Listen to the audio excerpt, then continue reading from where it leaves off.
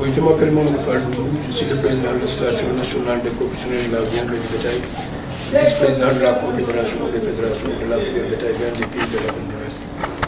Aujourd'hui, vous aviez un projet qu'on appelait transfert de technologie. Où en êtes-vous justement avec cela? Non, c'est un projet que nous sommes en train de pérenniser même, parce qu'il y a les bénéficiaires qui ont leur chèvre. Actuellement, on est en train de pérenniser ce projet, surtout au niveau des fermes. Il y a des chèvres qui commencent à produire maintenant. On va maintenant à la démultiplication de ces chèvres avec les passations de dons. Il y a des chèvres qui sont en train de produire, au moins d'ici au mois de décembre, on va capitaliser la production pour que les autres puissent en bénéficier là-dessus. Il est question donc de pérenniser le projet, mais avant cela, vous aviez quand même un bailleur qui vous accompagnait. Non, on était accompagné par la WAP, le PPAO et le FNDAPS. Bon, le FNDAPS nous accompagnait dans la technologie. Mais pour l'acquisition de ces chèvres, c'est l'ANPRO qui a acheté les chèvres. Par le canal de nos banques, de nos institutions financières qui nous ont appuyés. Bon, donc pour l'acquisition de ces chèvres, ils nous ont accompagnés techniquement pour qu'on puisse importer les chèvres au Sénégal. Donc ils ont pris les logistiques et tout ça, et toutes les procédures d'accompagnement. Mais après la distribution, maintenant c'est à nous maintenant de mettre en œuvre le projet. Et s'il fallait tirer un bilan à mi-parcours, quel serait justement ce bilan? Non, le bilan est largement positif parce que sur l'importation, on avait un taux de mortalité de 2 chèvres sur les 700, mais la mise en quarantaine nous a un peu coûté un taux de mortalité de 65 chèvres. Bon, donc c'est au niveau de quarantaine là qu'on avait eu quelques problèmes, mais après, bon, il n'y aura pas de problème parce que les chèvres ont été assurés par l'assurance agricole. Donc les taux de mortalité au niveau des bénéficiaires sont remboursables par l'assurance. Et que l'assurance les a remboursés, les a bien encadrés.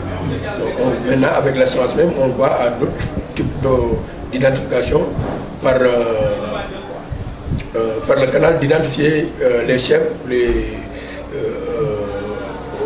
la production nouvelle, par des identifiées par ANPRO sur les bouts.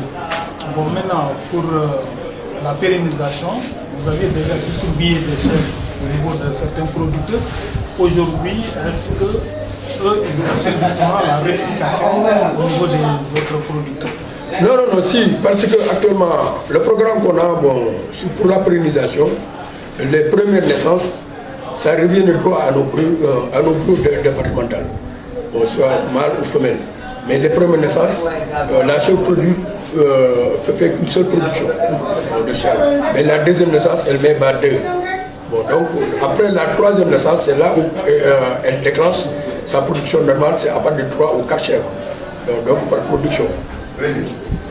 Bon, 3 à 4 chèvres par production. Bon, donc c'est là aussi que les passages de l'eau se démultiplient. Mais donc les 2 premières naissances reviennent de droit aux bénéficiaires. Mais on va suivre ça pour les passations de dons. Voilà. Mais quel est l'objectif réellement visé dans cette démultiplication? Non, l'objectif c'est de démultiplier la production des chèvres rouges de Maradi parce que c'est des chèvres qui ne mettent pas jusqu'à 4, mais la production laitière, elle produit jusqu'à 2 litres de lait par jour. Bon. Deuxièmement, encore, il y a les pots qui sont mieux cotés dans le marché mondial. C'est des pots qui sont cotés même en bourse. Les pots de chèvres rouges de Maradi. Donc tout ça, tous ces systèmes-là, on va les valoriser. Même sur les résidus du lait, on va faire des fabriques de savon là-dessus. C'est pour cela qu'on a pu accompagner le monde rural, surtout les bénéficiaires, dont les femmes même, pour qu'ils puissent fabriquer à partir du lait, des résidus du lait, des savons. Donc une chaîne du lait ou une filière du lait, comment est-ce que cela est apprécié ou accepté par le ministère? Non, c'est accompagné même par le ministère. Donc je vous donne un exemple, l'opération sauvetage du bétail, on a pu bénéficier même de l'alimentation du bétail à moins de coût. Bon, donc ça c'est un appui du ministère. Bon, donc là, deuxièmement, l'encadrement technique, c'est à partir des inspecteurs départementaux et régionaux, dans le cadre du programme agricole. Donc les vaccins et tout ça, les trucs sanitaires, tout ça c'est le ministère qui en prend en charge. Et donc il n'y aura pas de problème dans cette histoire. On est en parfaite collaboration avec le ministère de l'élevage. Bon, pour l'encadrement même de ce projet. C'est un projet que le ministère tient à cœur. Bon, donc on ne dit même pas pour le lait, mais la production de la viande, tu as bien vu, ça va jouer un rôle majeur même dans notre commercialisation de viande. Parce que là où on abattait beaucoup de moutons, on peut y aller à l'abattage des chèvres. Et puis la viande de chèvre est plus tendre, et puis mais c'est plus nutritif. Il faut parce que les chèvres mangent à n'importe quelle herbe. Bon, donc la viande de chèvre c'est un médicament. Le lait de chèvre c'est un médicament.